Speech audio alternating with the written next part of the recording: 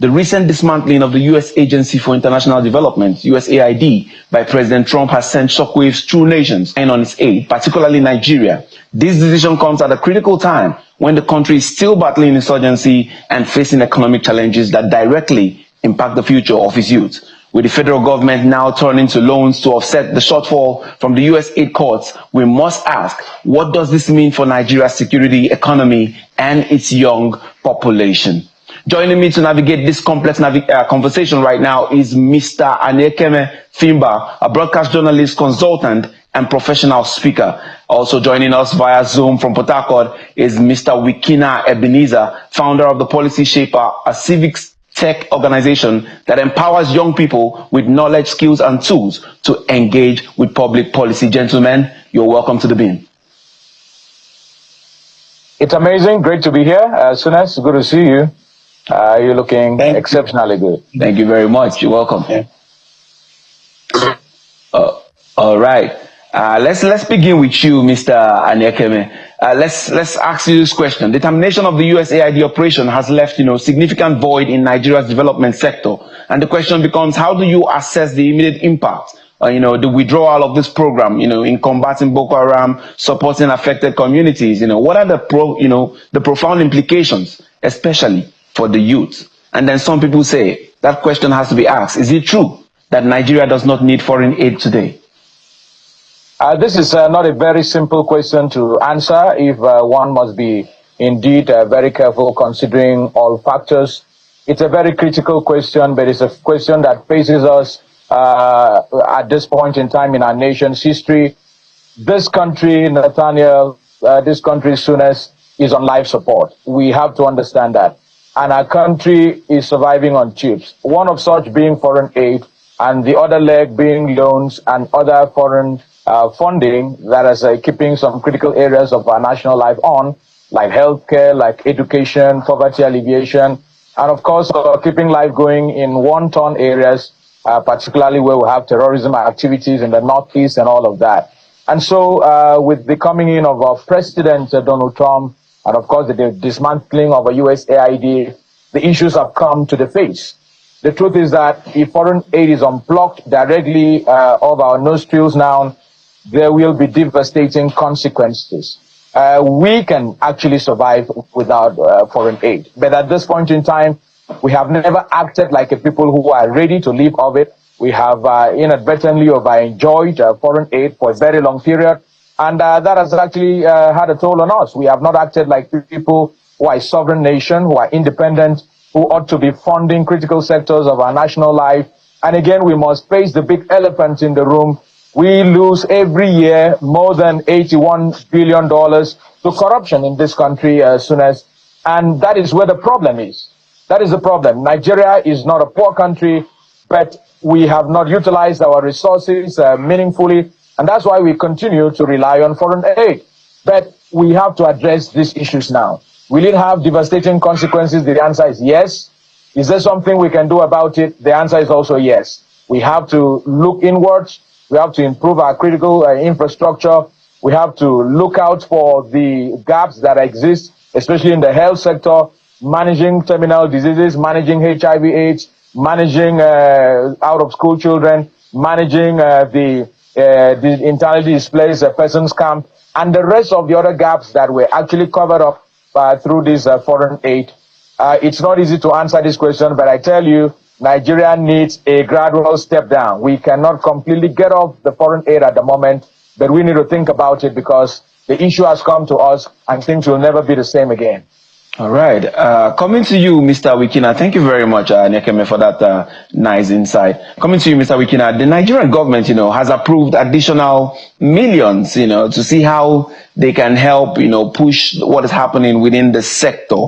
And the question for me would be, these monies that we are gathering, all these things we are trying to use all the loans for, what is the long-term effect when it comes to the youths? This relying on the funds that are coming from, aid and from some of these loans. What is the effect? What effect will it have, on the youth population? And what can we do, to stem the tide as we speak? Yeah, no, thank you. Thank you so much, Sunes. I mean, it's obvious that the burden of the loans will be paid by my generation, right?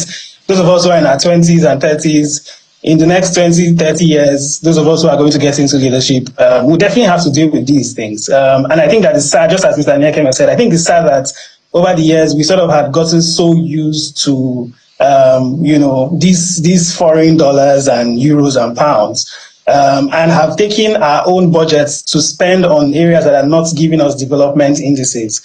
A good example is, the health budget, just before the USAID pullout.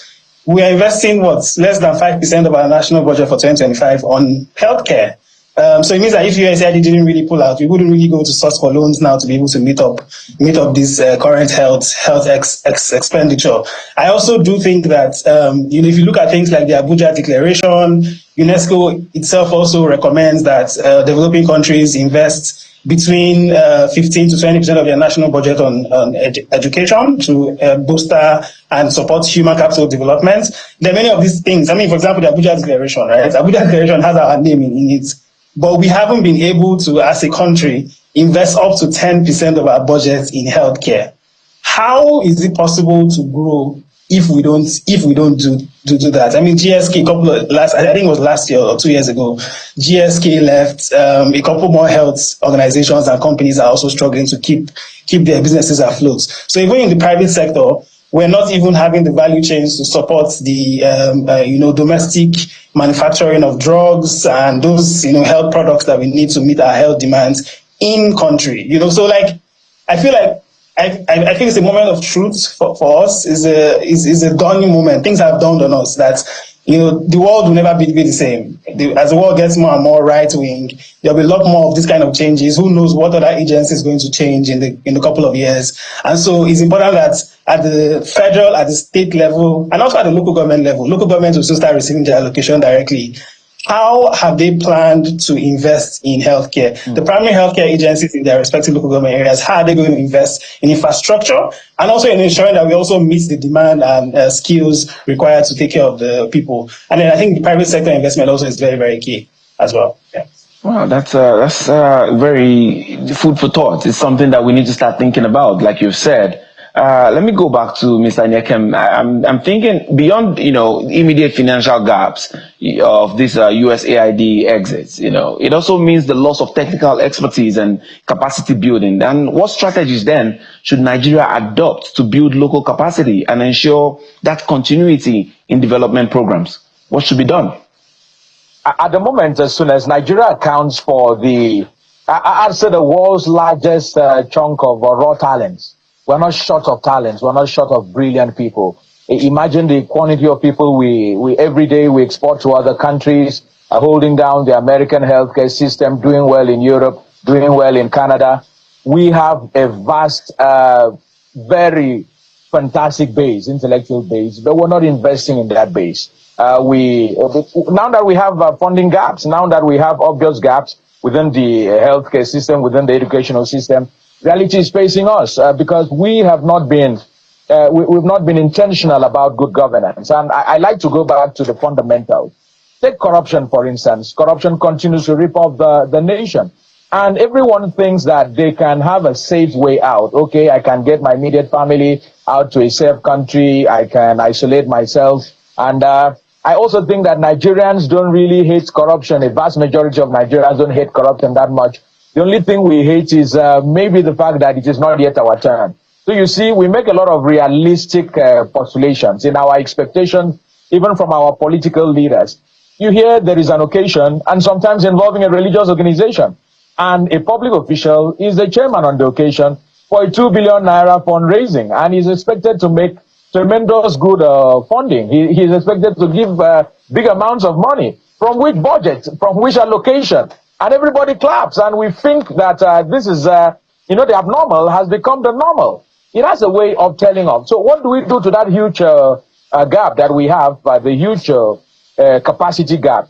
The government has to invest in its people. We have to invest in education. We have to invest in research. We have to invest in our educational institutions, in our tertiary institutions. We have to get our universities back. Our graduates should be employable. We should get skills back. We can't be operating in 1980 curriculum in a 2025 economy. We can't continue to allow the same manual that were taught in the 90s, even in the early 2000s, to continue to be used in educational institutions. It calls for a major overhaul because this skills gap that we are talking about, okay, let's take, for instance, the people that were used by USAID, and they're not largely Nigerians. Why weren't they employed in our individual agencies? Because of the evil we call the Nigerian factor.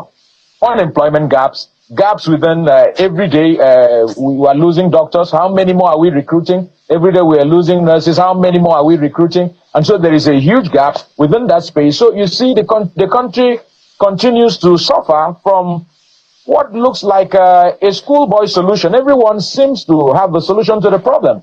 But what is the political will to implement this problem?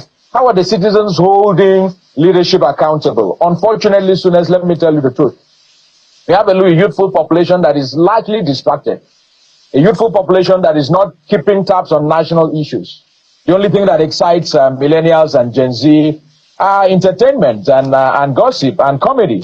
We cannot grow like that. The eternal rule for democracy is vigilance. You know, because these issues are not on the top burners, leaders know that they can escape and go away with it. Because these issues are not discussed. Nigerians are interested in which actress got pregnant for which national personality. These are the things that dominate the blogs, and even newspapers, fall for it. Until we begin to, for instance, USAID has pulled out 28,000 people about to be unemployed. Mr. Dekema, we're going to stop you there. Let's just stop you there. The conversation is far from over. But we're going to be taking a break. And when we return, we'll continue exploring, that gap between what is really important to the Nigerian people and what they should be focusing on right now to ensure that these lapses will not take us down the drain further. I will be right back. Stay with us.